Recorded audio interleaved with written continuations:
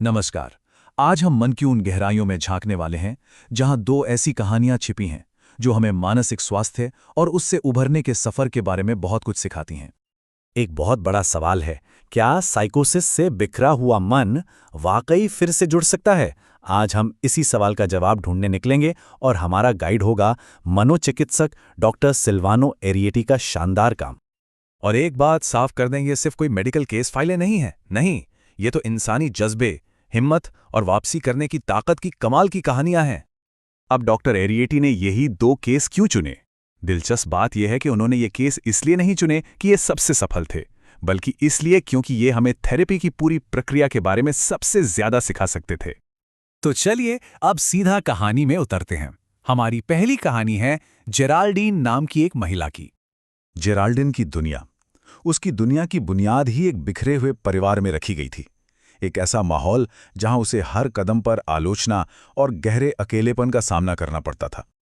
आप सोच सकते हैं कि इस तरह के मुश्किल बचपन ने उसके मन की नींव को कितना कितना खोखला कर दिया होगा, और जब बड़े होने पर जिंदगी के दबाव पड़े तो ये कमजोर नींव चटकने लगी। और फिर वो हफ्ता आया, सिर्फ एक हफ्ता। जरा सोचिए, एक ही हफ्ते में क्या क्या हुआ। प्यार में दिल टूटा, अपने पॉलिटिकल काम में नाकामी मिली, और जिन किताबों को उसने लिखा था उन्हें भी पब्लिशर्स ने लौटा दिया। एक के बाद एक इतने सारे झटके। बस यहीं से उसकी असलियत की पकड़ ढीली पड़ने लगी और वो अपने पहले साइकोटिक ब्रेक की तरफ चली गई। अब उसके जो भ्रम थे वो कोई मामूली नहीं थे, वो बहुत ही असली और पेचीदा थे। असल में ये भ्रम उसके अंदर चल रहे गहरे संघर्षों का आईना थे। जैसे वो अपनी माँ को पागल मान रही थी, जबकि हकीकत ये थी कि वो खुद अस्पताल में थी। देखिए मन किस तरह अपनी एक अलग ही दुनिया बना लेता है। कई साल गुजर गए, एक और साइकोटिक दौरा आया, लेकिन इस बार कुछ अलग होने वाला था। इस बार जेराल्डीन की मुलाकात हुई डॉक्टर एरिएटी से, और यहीं से शुरू हुई एक ऐसी गहन थेरेपी जिसने उसकी जिंदगी बदल कर रख दी। तो रिकवरी का पहला कदम क्या होता है? वो होता है भरोसा। जेराल्डीन ने खुद अपनी डायरी में लिखा है कि वो डरी हुई थी, लेकिन जब उसने देखा कि डॉक्टर एरिएटी उसे किसी भी तरह से जज नहीं कर रहे हैं तो उसका आत्मविश्वास बढ़ने लगा। बस यही वो पल था जिसने उसे खुलने और अपनी बात रखने की हिम्मत दी। अब डॉक्टर एरिएटी का तरीका बड़ा दिलचस्प था। उन्होंने सिर्फ लक्षणों के जाने का इंतजार नहीं किया, उन्होंने जेराल्डीन को एक चीज पहचानना सिखाया जिसे वो सुनने की मनोवृत्ति या लिसनिंग एटीट्यूड कहते थे। ये दरअसल है क्या? ये वो छोटा सा पल है जब जेराल्डीन को लगता था कि अब उसे कुछ आलोचना वाली आवाजें सुनाई देंगी, और फिर वो आवाजें सच में सुनाई देने लगती थीं। उन्होंने उसे सिखाया कि अपने ही मन की इस प्रक्रिया को कैसे समझना है और कैसे इस पर काबू पाना है। इस एक तकनीक ने सब कुछ बदल दिया। अब वो सिर्फ एक बेबस शिकार नहीं थी, बल्कि अपनी रिकवरी में एक एक्टिव पार्टनर बन गई थी। उसने आवाजें सुनने की उम्मीद और असल में उन्हें सुनने के बीच के उस छोटे से गैप को पहचानना सीख लिया। उसे ये भी समझ आया कि ये सब उसके मूड से जुड़ा है। जब भी वो हारा हुआ या अकेला महसूस करती तभी ये होता था। मतलब उसने अपने मन के खेल को समझना शुरू कर दिया था। और ये जो रिकवरी थी ना, ये सिर्फ दिमाग के अंदर नहीं हो रही थी, बाहर भी दिख रही थी। जेराल्डीन ने खुद पर ध्यान देना शुरू किया, उसका वजन बढ़ा, वो लिपस्टिक लगाने लगी।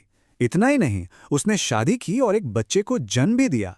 ये सब उसके अंदर आए उस जबरदस्त बदलाव का सबूत था। जेराल्डीन के इस बदलाव को समझाने के लिए डॉक्टर एरिएटी ने महान कवि दांते की एक बहुत ही खूबसूरत लाइन का इस्तेमाल किया। ये लाइन ये दिखाती है कि उसकी रिकवरी सिर्फ एक मेडिकल प्रोसेस नहीं थी, बल्कि एक बहुत ही गहरी, एक तरह से काव्यात्मक चीज थी। जैसे कोई मुरझाया हुआ फूल सूरज की रोशनी पड़ते ही फिर से खिल उठता है। चलिए अब जेराल्डीन की कहानी से आगे बढ़ते हैं और मिलते हैं मार्क से। मार्क का केस काफी अलग है, क्योंकि उसका साइकोसिस मन से ज्यादा उसके शरीर पर असर कर रहा था। जरा कल्पना कीजिए, मार्क को ऐसा लगता था कि उसके दिमाग के टिश्यू फट रहे हैं, उसका दिल अपनी जगह से गिर जाएगा, उसकी आंखों की नसें खोपड़ी में उलझ गई हैं। वो लगातार गोल गोल घूमता रहता था, क्योंकि उसे लगता था कि अगर वो रुका तो मर जाएगा। बाद में उसे समझ आया कि ये सब उसके मन का एक तरीका था, ये बताने का कि उसे अंदर से लगता था कि एक इंसान के तौर पर उसके साथ कुछ बहुत बहुत ही ज्यादा गलत है। तो मार्क की रिकवरी में सबसे बड़ा मोड़ कब आया? तब जब उसे एक ऐसा थेरेपिस्ट मिला जो एक इंसान जैसा था। उसका पिछला थेरेपिस्ट बहुत दूर, बहुत फॉर्मल था, जिसके सामने मार्क हमेशा सहमा रहता था। लेकिन डॉक्टर एरियाटी एक असली इंसान की तरह थे, जिनके साथ वो खुल सका, एक रिश्ता बना सका, और यहीं से बदलाव की शुरुआत हुई। अब देखिए, जहां जेराल्डिन की रिकवरी का रास्ता काफी सीधा था, वहीं मार्क का सफर उतार चढ़ाव से भरा था। उसने स्टॉक मार्केट में कुछ सफलता पाई। पहली बार उसे लगा कि वो भी कुछ कर सकता है, लेकिन फिर मार्केट क्रैश हो गया। उसकी सारी कमाई डूब गई और उसके साथ साथ उसका नया नया आत्मविश्वास भी। और इस झटके के बाद उसकी बीमारी एक नए और ज्यादा मुश्किल रूप में वापस आ गई। तो जेराल्डीन और मार्क की इन दो कमाल की कहानियों को जानने के बाद हम ठीक होने और उम्मीद बनाए रखने के बारे में क्या सबक ले सकते हैं? अगर हम ध्यान से देखें तो दोनों ही मामलों में ठीक होने के कुछ बुनियादी सिद्धांत एक जैसे थे। सबसे पहला और जरूरी, थेरेपिस्ट के साथ एक भरोसे का रिश्ता बनाना। दूसरा, लक्षणों से भागना नहीं बल्कि सीधे उन पर काम करना, चाहे वो जेराल्डिन का अपनी आवाज़ों को कंट्रोल करना हो या मार्क का अपने शारीरिक भ्रमों के पीछे का मतलब समझना। और तीसरा, इस बात की गहरी समझ कि ये लक्षण आखिर उनके जीवन के पुराने अनुभवों से कैसे जुड़े हुए थे।